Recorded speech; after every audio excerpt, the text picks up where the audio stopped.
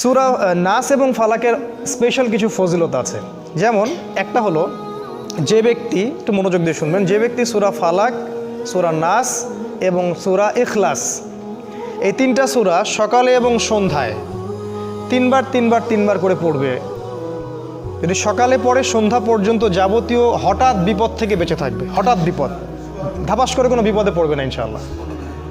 আপনি খেয়াল করে দেখবেন, সব পরিবারে যাচ্ছে মাইক্রো নিয়ে বিয়ে খাইতে, ডেট, স্পট ডেট, তাই না? হঠাৎ করে দেখবেন সকালে ঠিক মতো আসছে, হঠাৎ স্ট্রোক নাই। হঠাৎ বিপদ ইনশাল্লাহ সে পড়বে না। যে ব্যক্তি সকালে তিনবার করে সূরা ফালাক, সূরা নাস, সূরা ইখলাস পড়বে। আর বিশ্বাস করেন, এই কাজগুলো আমাদের চাচাদের বয়সী যারা আছেন ওনাদেরকে শিখাতে হয় না, আমাদেরকেই শিখাতে হয়, তাদেরকে শিখাতে হয় না, তারা এগুলো আগেই থেকে জানেন। আবার যে ব্যক্তি সন্ধ্যাবেলা সূরা ফালাক, সূরা নাস এবং ইখলাস তিনবার করে পড়বে, সারা রাত যাবতীয় ক্ষতি থেকে সে বেঁচে থাকবে ইনশাআল্লাহ। এই হলো একটা বড় ফজিলত। তাহলে আমরা ইনশাআল্লাহ আজকে থেকে, বরং এখন থেকেই তিনবার করে সূরা ফালাক, নাস, ইখলাস প্রতিদিন পড়ার অভ্যাস করবো ইনশাআল্লাহ। এটা একটা আমল।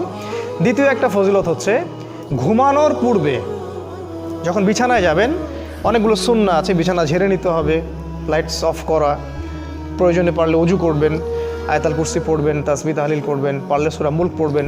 যদি কিছুই করতে না পারেন, কমপক্ষে সূরা ফালাক, সূরা নাস আর সূরা ইখলাস তিনবার করে পড়বেন। সিস্টেমটা আমি দেখাই দিচ্ছি, যে প্রথমে হাত সামনে নিয়ে বিসমিল্লাহির রহমানির রহিম পড়ে সূরাতুল ইখলাস, আবার বিসমিল্লাহ বলে সূরাতুল ফালাক, আবার বিসমিল্লাহ বলে সূরাতুল নাস একবার করে পড়লেন, পড়ে এভাবে ফু দিবেন, দিয়ে মাথা থেকে নিয়ে যতদূর পর্যন্ত পারেন এভাবে মাসেহ করবেন একবার, তারপরে আবার একবার, তারপরে আবার একবার, মোট তিনবার। কেন এটা আমি এখন এসে বুঝতে পারছি, কেন তিনবার, স্টুডেন্ট লাইফে বুঝতে পারি নাই। আসলে কোরআন এবং সুন্নাহর এত জ্ঞানের সমুদ্র, যেখানে আমরা হাবুডুবু খাচ্ছি, আসলে কোনো কুলকিনারাও খুঁজে পাচ্ছি না যে আসলে কি সলিউশন দিব। তাই যতই জানি ততই মনে হয় যে আমি কিছুই জানি না। একটা হাদিস সেদিন আমরা জানলাম, সেটা হলো যখন মানুষ ঘুমায় তখন শয়তান চলে আসে কাছে, মানে সবার সাথে একটা করে শয়তান আছে, ওই শয়তান চলে আসে, ওর নাম হচ্ছে কারিন, যেটা কোরআনে আছে। সে এসে এই যে আমাদের গর্দান আছে, এই গর্দানের মধ্যে তিনটা গিট দেয়, এবং প্রতিটা গিটের সাথে সে বলে, তোমার সামনে দীর্ঘ রাত, তুমি ঘুমাও, তোমার সামনে দীর্ঘ রাত, তুমি ঘুমাও, তোমার সামনে দীর্ঘ রাত, তুমি ঘুমাও, আরামে ঘুমাও। রাসূল সাল্লাল্লাহু আলাইহি ওয়াসাল্লাম বলছেন, যখন বান্দা যদি ফজরের আজান শুনে উঠে যায় তাহলে একটা গিট খুলে যায়, যদি সে ওযু করে তাহলে আরও একটা গিট খুলে যায়, আর যদি সে জামায়াতে এসে সালাত আদায় করে তাহলে তিনটা গিটই খুলে যায়। আর যদি এই তিনটা কাজ আমরা না করি, সকাল 8টা, 9টা, 10টায় উঠি, তাহলে তিনটা গিট নিয়েই সকাল করবে সে। তাহলে চিন্তা করেন তার সারাদিনটা কেমন যাবে। আর হয়তো এই কারণেই রাসূল সাল্লাল্লাহু আলাইহি ওয়াসাল্লাম তিনবার করে মাসাহ করেছেন, যাতে করে শয়তানের প্রভাবটা কম হয়। এটা একটা রিজন, এটা একটা ফজিলত। আর আমি যেই কথাগুলো বলছি, এই যে ফু দিয়ে মাসাহ করা, আবার গিটের কথা, আমাদের মডার্ন সো কল্ড এই যে ওয়েস্টার্ন সিভিলাইজেশন এবং সায়েন্স এগুলোকে অস্বীকার করে, এবং এই কথাগুলো আমাদের স্কুল কলেজের প্রফেসররা শুনলে হাসবে। আপনারা ডিসাইড করবেন যে আপনারা কোরআনকে ফলো করবেন নাকি ওয়ান আইড পিপলদেরকে ফলো করবেন। তবে হ্যাঁ, এটাও বলি, যদি আজকে বা আগামীকাল আমরা দেখি যে ডিসকভারি চ্যানেল বা ন্যাশনাল জিওগ্রাফি তারা বলছে যে আমরা নতুন একটা তথ্য পাইছি, কী সেই তথ্য?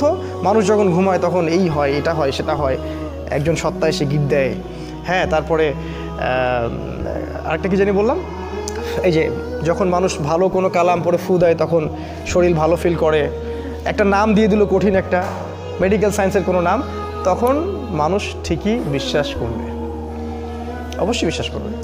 কিন্তু এখন এটা মানুষ অনেকেই বিশ্বাস করে না। এটাকে বলা হয় তাদের ইবাদত করা। মানে তারা যদি বলে যে অমুক গ্যালাক্সির দূরে একটা গ্রহের সন্ধান পাওয়া গেছে, যে গ্রহটা হীরা দিয়ে তৈরি, যেখানে সোনার গাছ আছে, হ্যাঁ, সেখানে অন্য গ্রহের কিছু প্রাণী আছে, সবাই এক বাক্যে বিশ্বাস করবে। আমি চ্যালেঞ্জ করলাম, এক বাক্যে বিশ্বাস করবে পরের দিন। কিন্তু আল্লাহ কোরআনে বলছেন যে অমুক জান্নাত রেডি রাখছে, যেটা হীরা দিয়ে তৈরি, সোনা দিয়ে তৈরি, এখানে এটা আছে, সেটা আছে। এরা বলবে এটা তো অলিক গাল গল্প বলতেছে, এটা তো ব্যাকডেটেড কোরআন, আনসিভিলাইজড পিপলদের কাজে। তো এতে ধোকায় পড়বেন না, এটা দাজ্জাল, যেটা আপনাদেরকে ওয়ান আইড বানাচ্ছে, এক চোখা বানাচ্ছে। তাদের দৌড় এখন পর্যন্ত ওই পর্যন্ত যায়নি যেটা আল্লাহ রাব্বুল আলামিন 1400 বছর আগেই নাজিল করেছেন। এই ইয়াকিনটা না থাকলে ঈমান শেক করবে। তারপর এই হলো আপনার ফজিলত কয়েকটা বলে। আরেকটা ফজিলত হচ্ছে এই যে আমরা ফরজ সালাত পড়ি, প্রত্যেক ফরজ সালাতের পরে রাসূল সাল্লাল্লাহু আলাইহি ওয়াসাল্লাম একবার করে সূরা ফালাক, সূরা নাস এবং ইখলাস পড়তেন। এটা একটা। এই কাজগুলো করলে যেটা হবে সেটা হলো এই, যদি সূরা ফালাক, নাস, ইখলাস আপনি শোয়ার সময় পড়েন, সকালে সন্ধ্যায় পড়েন, আর এই যে প্রত্যেক ফরজ সালাতের পরে পড়েন, আপনি অনেকগুলো বেনিফিট পাবেন। সেগুলো কি? এক নাম্বার হচ্ছে আপনি দৃশ্য অদৃশ্যের অনেক বিপদ আপদ থেকে বেঁচে থাকবেন। 2 নাম্বার হচ্ছে আপনি হঠাৎ করে বিপদে পড়বেন না। 3 নাম্বার হচ্ছে এই কোরআন আপনার জন্য পরকালে সুপারিশ করবে। এটা সবচেয়ে বড়, কারণ কোরআনের সাথে আপনার সম্পর্ক আছে, এ আপনাকে পরকালে সুপারিশ করবে। তাছাড়া চোখ লাগা থেকে আপনি বেঁচে থাকবেন, বদ নজর থেকে বেঁচে থাকবেন। এগুলোর প্রত্যেকটার অস্তিত্ব ইসলাম অস্বীকার করেনি, প্রত্যেকটাই স্বীকার করেছে। রাসূল সাল্লাল্লাহু আলাইহি ওয়াসাল্লাম বলেছেন, ইন্নাল আইনাল হক, মানুষের বদ নজর সত্য। আপনার ছেলের স্বাস্থ্য খুব ভালো, এক জায়গায় নিয়ে গেলেন, মানুষ দেখলো বাহ আপনার ছেলে তো অনেক সুস্বাস্থ্যের অধিকারী, দেখবেন পরের দিন অসুস্থ হয়ে গেছে। ব্যবসা করতেছেন খুব সুন্দর, অনেকে আসতেছে, বাহ ভাই ভালোই তো ব্যবসা খাড়া করছেন, দেখলেন কলাপস করে গেল। চোখের বদ নজর সত্য।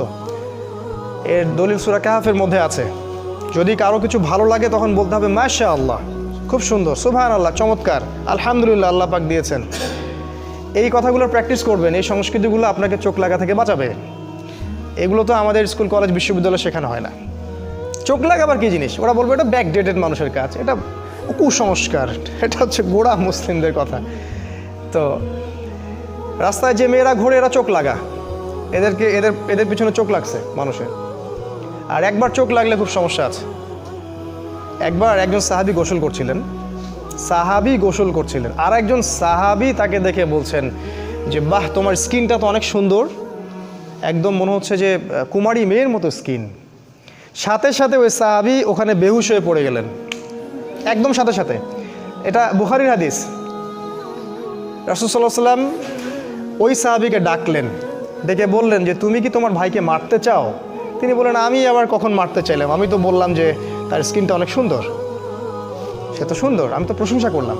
তখন তিনি বললেন যে কেন তুমি কল্যাণের বা বরকতের দোয়া করলা না? মাশাআল্লাহ ভাই তোমার স্কিনটা অনেক সুন্দর, মাশাআল্লাহ, আলহামদুলিল্লাহ, বারাকাল্লাহ ফিক, এগুলো কেন বললা না? তখন ওই সাহাবীকে গোসল দেয়া হলো এবং ওই গোসলের পানি দিয়ে এই সাহাবীকে গোসল দেয়া হলো, তারপরে ইনি সুস্থ হলেন। তখন রাসূল বলেছেন ইন্নাল আইনাল হক, চোখের বদ নজর সত্য।